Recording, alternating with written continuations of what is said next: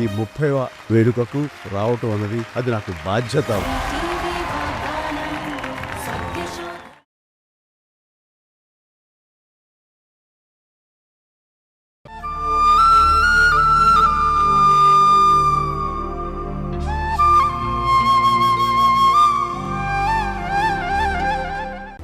ఈ పెళ్లి జరగదు కాక జరగదు. నువ్వు అన్నావే దేవుడు దిగొచ్చినా అని, అవసరం లేదు. దేవుళ్ళతో పనేం లేదు. ఎవరూ మీ పెళ్లి కోసం దిగి రావాల్సిన అవసరం లేదు. మా అమ్మ ఒకటి చాలు. ఎంతవరకైనా వెళ్తుంది, ఎవరినైనా ఎదిరిస్తుంది, ఎంతకైనా తెగిస్తుంది. నేను మా అమ్మని నా చిన్నతనం నుంచి చూస్తున్నాను. ఆత్మాభిమానమే అమ్మ బలం. అమ్మ పట్టుదలలో నిజాయితీ ఉంటుంది. అనుకున్నది సాధించి తీరుతుంది. ఓటమి అన్నది నేను ఇంతవరకు చూడలేదు. కాకపోతే గత కాలమంతా అమ్మ ఒకటే పోరాడింది. నీ విషయంలో అమ్మతో పాటు నేను కలిసొస్తాను. నువ్వు ఏ మాత్రం ఆశలు పెంచుకోవడం మంచిది కాదు. ఎందుకంత బలంగా చెప్తున్నామో కాస్త తీరిగ్గా ఆలోచించు. వాస్తవాలని అర్థం చేసుకునే ప్రయత్నం చేయి. వాళ్ళు మంచి వాళ్ళు కాదు అని అమ్మ చెప్పిన మాటలే ఛాలెంజ్ చేసి నేను చెప్తున్నాను. నమ్మి నీ జీవితం నాశనం చేసుకోకు. Shut up. ఏదో నువ్వు పెద్ద గొప్ప అనుభవం ఉన్నదానిలా నాకంటే చాలా పెద్దదానివైనట్టు నాకే నీతులు చెప్తున్నావేంటి? లోకంలో ఉన్న మంచి చెడులన్నీ నీకు తెలుసా? మీ అమ్మకి మీ నాన్నకి డిఫరెన్సెస్ వచ్చినంత మాత్రాన అవేవో మా ధీరజ్ వాళ్ళ అమ్మే చేసినట్టుగా మీరు కోపం పెంచుకొని అతనితో నా పెళ్ళవ్వడం మీకు ఇష్టం లేక, అతనితో సుఖంగా ఉండడం మీరు సహించలేక ఇలాంటివన్నీ చేస్తున్నారని నాకు బాగా తెలుసు. మీ ఆలోచనలేంటో, మీ మనసులో ఉన్న కుళ్ళేంటో నాకు ఎప్పుడూ అర్థమైంది. మీ ప్రయత్నంలో మీరుండండి. మా పెళ్లి ఆగకుండా చేసుకునే ప్రయత్నంలో మేముంటాం. మీరిద్దరే కాదు, మీ అమ్మమ్మని ఇంకా మీ చుట్టాలు ఎవరైనా ఉంటే వాళ్ళందరినీ వెనకేసుకొని రండి. కలిసి కట్టుగా రండి. కళ్యాణం ఆపలేరు, చూసి వెళ్ళడం మాత్రమే చేయగలరు. ఇది గ్యారెంటీ.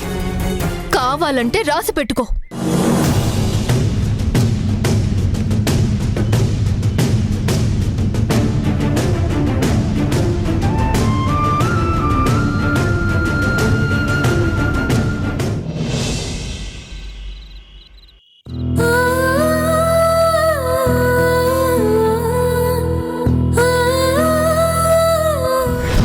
అర్జెంటుగా వెళ్ళి ధరణితో మేమే నీ కన్న తల్లిదండ్రులమని చెప్పాలనుంది.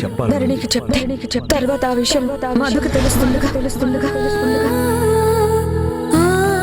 అప్పుడు మధు పరిస్థితి ఏంటి గుణ? నా భయం అంతా మధు గురించే గుణ. నిజం తెలిసిన తర్వాత తన రియాక్షన్ ఎలా ఉంటుందో ఏంటో.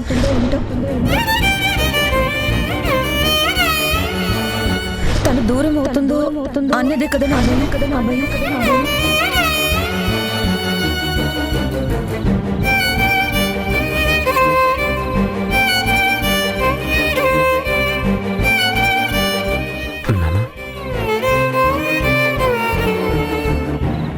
ఏంటి నాన్న, దేని గురించి ఆలోచిస్తున్నారు? అమ్మ గురించేనా? మధుకి నిజం తెలిసిపోయిందని అమ్మ భయపడుతుందనా? ఆ విషయం తెలుసుకునే మీరిలా బాధపడుతున్నారా?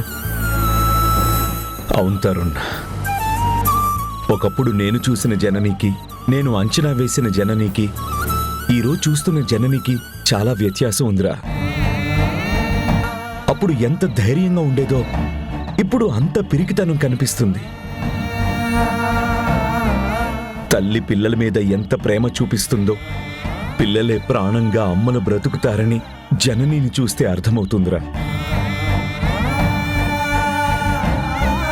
తన చేతుల మీద పెంచి పెద్ద చేసిన మధు ఎక్కడ దూరం అవుతుందోనని కన్న కూతురు కూడా నిజం చెప్పి దగ్గరికి తీసుకోవడానికి భయపడుతుంది. తన పిల్లల మీద తను చూపించే ప్రేమ, వాళ్ళ కోసం పడే ఆరాటం, వాళ్ళు బావుండాలి అనే తపన జననిలో చూస్తుంటే, చిన్నతనంలో నీకు మీ అమ్మని దూరం చేశానే, అంత గొప్పగా ప్రేమించే అమ్మ నీకు దక్కకుండా ఇంట్లో నుంచి గెంటేసేలా మాట్లాడి చాలా తప్పు చేశానని బాధగా ఉందిరా. నాకు దూరమైన దానికన్నా నీకు దూరం చేశానన్న బాధ ఇప్పుడు నన్ను ఎక్కువగా కలిచివేస్తుంది. అప్పుడు నేను గెలిచాననుకున్నానురా, కానీ చాలా మూర్ఖంగా ప్రవర్తించాను. అలా చేయడం తప్పు అని ఇప్పుడు నాకు అనిపిస్తుంది. ఆలోచించిన కొద్దీ నా అంతరాత్మే నన్ను వెక్కిరిస్తుంది. I feel regret about myself. ఈరోజు నేను ఆలోచిస్తున్నాను, కానీ ఆ రోజు నుంచి ఈ రోజు వరకు నీకు దూరమై తను ఎంత మదన పడిందో, తను ఎంత బాధపడిందో, మానసికంగా ఎంత నలిగిపోయిందో ఊహించడానికే నా శక్తి సరిపోవడం లేదురా. తను అన్ని కష్టాలని బాధల్ని భరించి తట్టుకొని నిలబడిందిరా. తనను తాను నిలదొక్కుంది. ఆడవాళ్లు శక్తివంతులేరా, కానీ ఒక్క పిల్లల ప్రేమ విషయంలోనే చాలా బలహీనలు. చూస్తున్నాను కదా, ఒక పక్క మధు దూరం అయిపోతుందని, మరో పక్క ధరణి తనకు దక్కదేమో అన్న భయం. ఆ భయంలోనే ఆ మనిషి ప్రతి క్షణం నరకం అనుభవిస్తుంది. తనని నేను పూర్తిగా అర్థం చేసుకున్నాను, కానీ తన పక్కన నిలబడి తన కన్నీళ్లు తొడవగలుగుతున్నాను, కానీ తన బాధని పూర్తిగా తీర్చడానికి ఏ సాయం చేయలేకపోతున్నాను. భర్తగా నిలబడ్డానే కానీ బాధ్యతలేవి పంచుకోలేకపోతున్నాను. ఇక నువ్వు అన్నీ మర్చిపో, నేను చూసుకుంటాను అని హామీ ఇచ్చి పోరాటం చేయలేకపోతున్నాను రా. ఎందుకు నాన్న, ఎందుకు మిమ్మల్ని మీరు అన్నేసి మాటలనుకుంటారు? ఎవరు మిమ్మల్ని తప్పు పట్టలేదుగా. ఎవరో వేలెత్తి చూపించినట్టు ఎందుకు అలా ఫీల్ అవుతున్నారు? మీరే చెప్తుంటారు కదా, patience is a great weapon. ఓపికతో దేనైనా సాధించొచ్చని. టైం బ్యాడ్గా ఉన్నప్పుడు, మనకు కలిసి రానప్పుడు మనమేం చేయలేం నాన్న. మీరమ్మకి తోడుగా ఉండి టైం కోసం ఎదురు చూస్తే అన్నీ అవే సర్దుకుంటాయి. ఇన్నాళ్ళకైనా మీరు అమ్మని అర్థం చేసుకున్నారు. That's enough. ఉన్న సిచ్యువేషన్స్ అన్నీ ఇప్పుడిప్పుడు మీకు తెలిసిన నిజాలే కదా. అన్నీ డెఫినెట్గా ఏదో ఒక టైంలో కార్నర్కి వస్తాయి. మీరే అన్ని ప్రాబ్లమ్స్ సాల్వ్ చేసుకుంటారు. త్వరలో మనందరం కలిసి సంతోషాలు పంచుకుంటాం నాన్న. ఇప్పుడు గిల్టీ ఫీల్ అవడం మానేయండి. మీకు మీరు సర్ది చెప్పుకోండి. మీకు మీరు ధైర్యం కూడగట్టుకుంటేనే అమ్మ వెంట ధైర్యంగా ఉండగలరు, అమ్మని ధైర్యంగా నడిపించగలరు.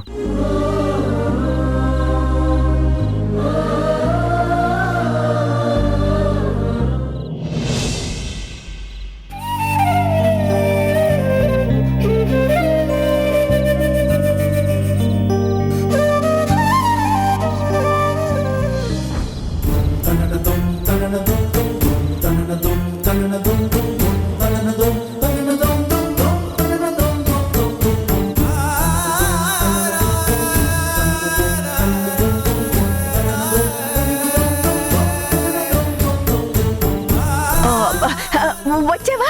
రా భోంచొద్దు గాని. నాకు ఆకలిగా లేదు, భోజనం అవసరం లేదు. ఏ బయట తినేసి వచ్చావా? చెత్తా చెదారం గడ్డి గాదం తిన్నా. వివరంగా మెనూ ఇచ్చి ప్రైస్ చెప్తూ ఎక్స్ప్రెస్ చేయాలా? ఏం తిన్నావట, ఏం తిన్నావు? ఎప్పుడు భోజనాలు టిఫిన్స్ తప్ప కొంపలో వేరే టాపిక్సే లేవా? నాకు తెలిసి అందరూ తల ప్రాబ్లం ఫేస్ చేస్తూ ఏం ప్రాబ్లం లేనట్టు అంతా ప్రశాంతంగా సంతోషంగా ఉన్నట్టు యాక్ట్ చేస్తున్నారు.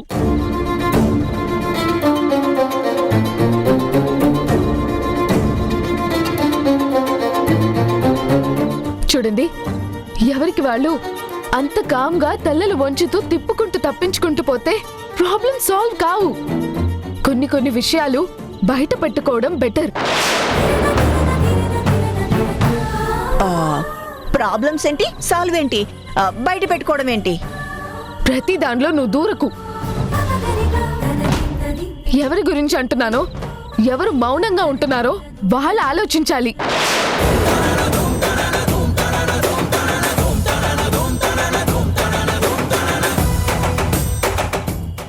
చెప్పాల్సిన విషయాలు చెప్పాల్సిన వాళ్ళకి చెప్పకపోతే ఇలానే భయంతో టెన్షన్తో బ్రతకాల్సి వస్తుంది.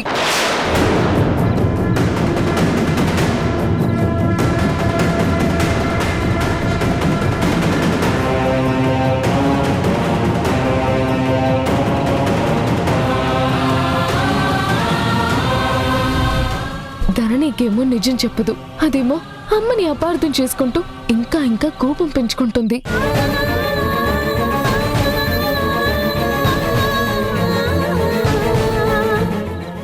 ఏంటమ్మా మధు నా మీద అంత సీరియస్ అవుతుంది? నిజం చెప్పాలంటుంది. దాని విషయమేనా? అంతా ఓపెన్ అయిపోతే వాళ్ళ నాన్న దగ్గరకు వెళ్ళిపోవాలని డిసైడ్ అయిందా? అదేం కాదులేవే, ప్రధానికి అదే ఆలోచించుకు. బయట ఫ్రెండ్స్ తో ఏమైనా జరిగిందో ఏంటో. మధు ఆ మూడుతో ఇంటికొచ్చి ఉంటుంది. నువ్వు ఆలోచించడం మానే.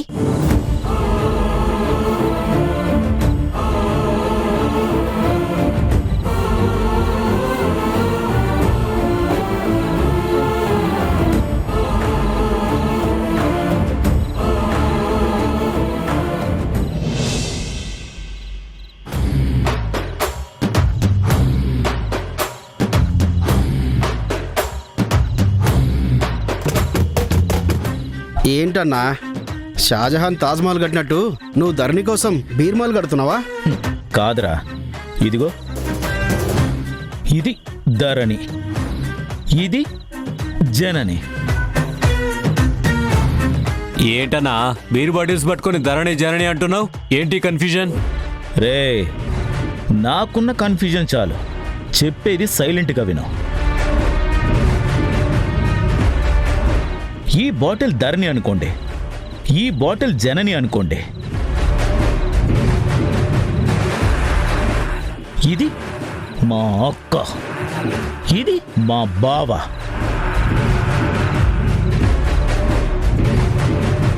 ఇది ఆ శక్తి. ఇక్కడి వరకు అంత క్లారిటీగానే ఉందిరా.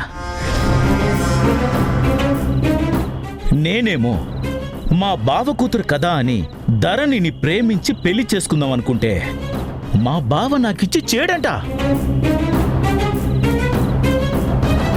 చెయ్యకుండా దుబాయ్కి చెక్కేశాడు. సరే, ప్రస్తుతానికి మా బావ అడ్డు లేదు కదా అని ధరణిని బలవంతంగా అయినా పెళ్లి చేసుకుందాం అనుకుంటే ఈ శక్తి ఉంది చూడు, దీని కొడుకు ధీరజ్కిచ్చి చేయాలని చూస్తుంది. అసలు వీళ్ళంతా ఎవర్రా? ధరణి మా బావ కూతురు కదా అని నేను చేసుకోవాలని చూస్తుంటే అసలు ధరణి మా బావ కూతురు కాదంట, ఈ జనని కూతురంట.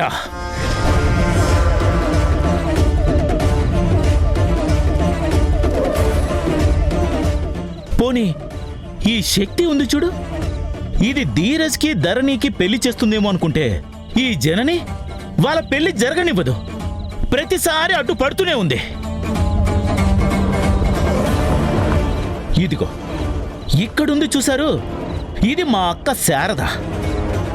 ఏ సంబంధం లేని మా అక్క శారద డబ్బు మీద ఆశతో ధరణిని తమ్ముడికిచ్చి పెళ్లి చేయడం మానేసి ఇదిగో ఇక్కడుంది చూసావు, ఈ శక్తికి హెల్ప్ చేస్తుందిరా.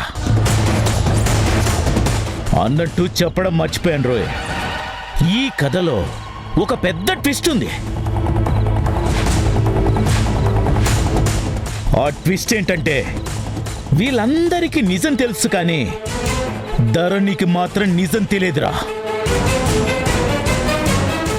ఈ తింగరదేమో ధీరజ్ గాడు షాజహాన్లా వీర ప్రేమికుడు అనుకొని పూర్తిగా ప్రేమించేస్తుందిరా వాణ్ణి.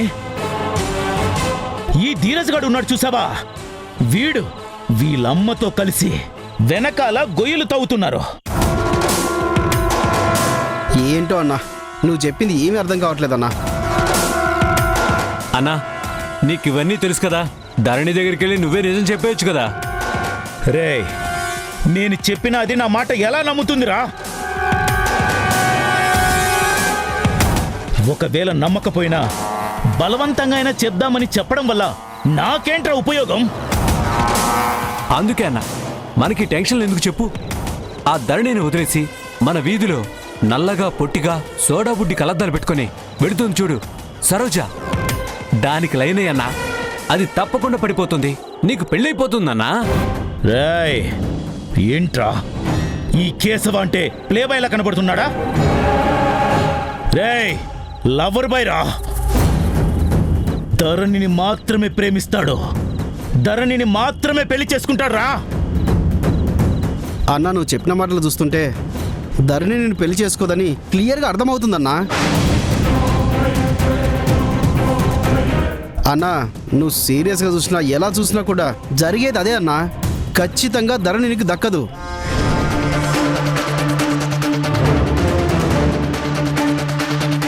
అలాగే జరిగితే నాకు దక్కని ధరణిని ఎవ్వరికి దక్కనివ్వనురా. తన లైఫ్లో నేను లేనప్పుడు తనకంటూ లైఫే ఉండకూడదు.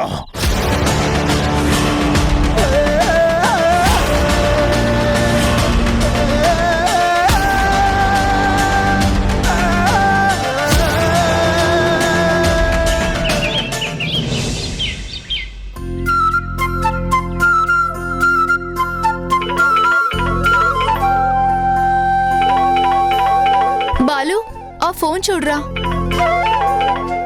ఏదో కొత్త నంబర్లు ఉన్నాయక్క, క్రెడిట్ కార్డ్ యాడ్స్ వాళ్ళు. ఆ,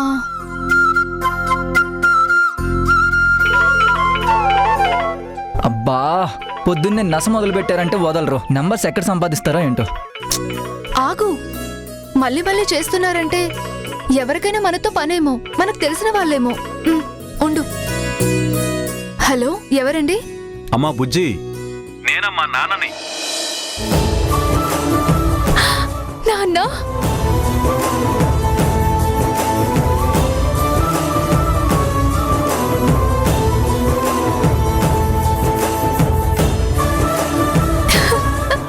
నాన్న మీరా? ఎలా ఉన్నారు? ఎన్ని రోజులైంది మీతో మాట్లాడి? అక్క నాన్ననా?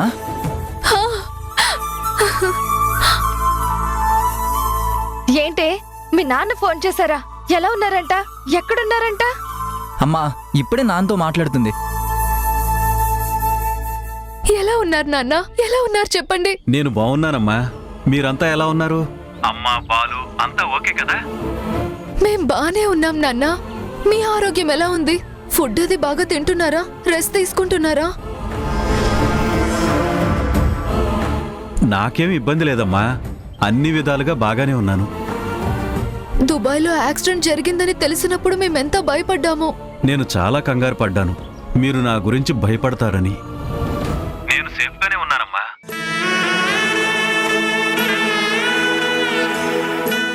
నేను సేఫ్ అని చెప్పాలని చాలా ట్రై చేశాను, టెన్షన్ పడ్డాను, కానీ కుదరలేదు.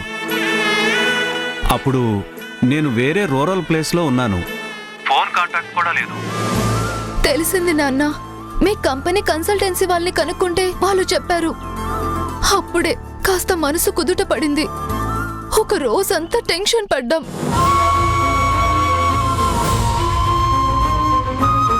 ఇవాళే ఇక్కడికి వచ్చానమ్మా, ఇలా రాగానే అలా ఫోన్ చేస్తున్నాను. పోనీలే నాన్న, మీరు బాగున్నారు, అది చాలు మాకు. అక్క ఇటు. హలో నాన్న, మీరు బాగున్నారా? బాగున్నాను బాలు. నాన్న మీరు ఎప్పుడు వస్తున్నారు నాన్న? మీకోసం నెల నుంచి వెయిట్ చేస్తున్నాను నాన్న. 2 నెలల్లో వస్తానన్నారు, 3వ నెల కూడా దాటిపోతుంది నాన్న. కొత్త ప్రాజెక్ట్ రా, అందుకే ఉండాల్సి వచ్చింది. నాన్న మీరు ఎప్పుడు వస్తున్నారు చెప్పండి నాన్న. తొందరలోనే వచ్చేస్తాను. అక్క నాన్న తొందరలోనే వచ్చేస్తారంట అక్క. బాలు ఇలా ఇవ్వరా. ఎలా ఉన్నారండి? పిల్లలు రోజు అమ్మా నాన్న ఎప్పుడొస్తారు అని అడుగుతూనే ఉన్నారు. కనీసం ఫోన్లో మాట్లాడడానికి కూడా వీల్లేదు. ఎలా ఉన్నారు? బాగానే ఉన్నాను శారదా, వచ్చేస్తానులే, తొందరలోనే వస్తాను. ఈ ప్రాజెక్ట్ పని అయిపోవచ్చింది. అవును శారదా, ధరణి ధీరజ్ల పెళ్లి వ్యవహారం ఎంతవరకు వచ్చింది? వాళ్ళేం తొందర పెట్టడం లేదు కదా? ఇష్టపడ్డ వాళ్ళు ఎందుకు తొందర చెయ్యరు? ఈ మధ్య పెళ్ళి అనుకున్నాం, కానీ అది మీకోసమే అన్నట్టు కొన్ని కారణాల వల్ల ముందుకు పోలేదు. ఇవాళ ఈ విషయం గురించి మాట్లాడడానికి వెళ్దాం అనుకుంటున్నాం. వెళ్ళు వారంలో వస్తున్నానని చెప్పు. ఖచ్చితంగా వారంలో వచ్చేస్తారు కదా? వచ్చేస్తాను. సరే అయితే నేను ఈలోపు ముహూర్తాలు పెట్టిస్తాను. మీరు వీలైతే ముందే రండి. అలాగే, నాకు రావాలని తొందరగా ఉంది. పిల్లల్ని చూడాలని మనసు లాగుతుంది. ఒకసారి బుజ్జికివ్వు. ఇస్తున్నాను. నాన్న మాట్లాడతారంట.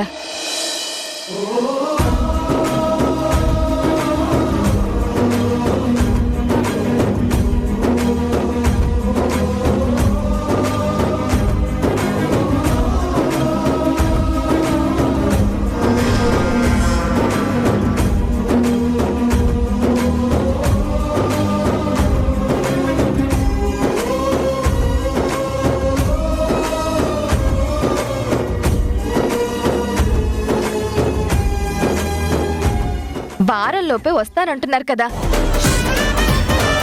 ఇంకా ఎంతసేపు? మనం వెళ్ళాలి కదా ధరణి. ఉంటానని ఫోన్ కట్ చేయొచ్చు కదా. సరే నాన్న, మేము ధీరజ్ వాళ్ళ ఇంటికి వెళ్తున్నాము. ఉంటాను. మీ ఆరోగ్యం జాగ్రత్త. టైం ప్రకారం భోంచేయండి. రెగ్యులర్ గా మందులు వేసుకోండి. అలాగే బుజ్జమ్మ. సరే నాన్న. బాయ్. పదమ్మా.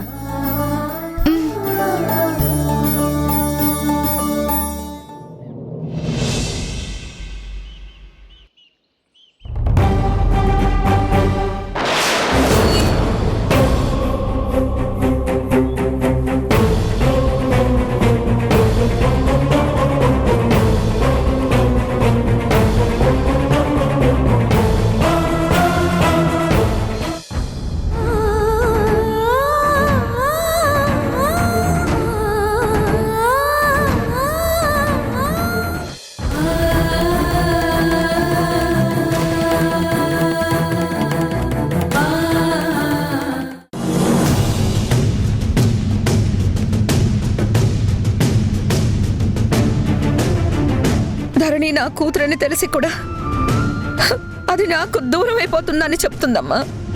అలాంటి బ్రతుకు నేను బ్రతకలేను.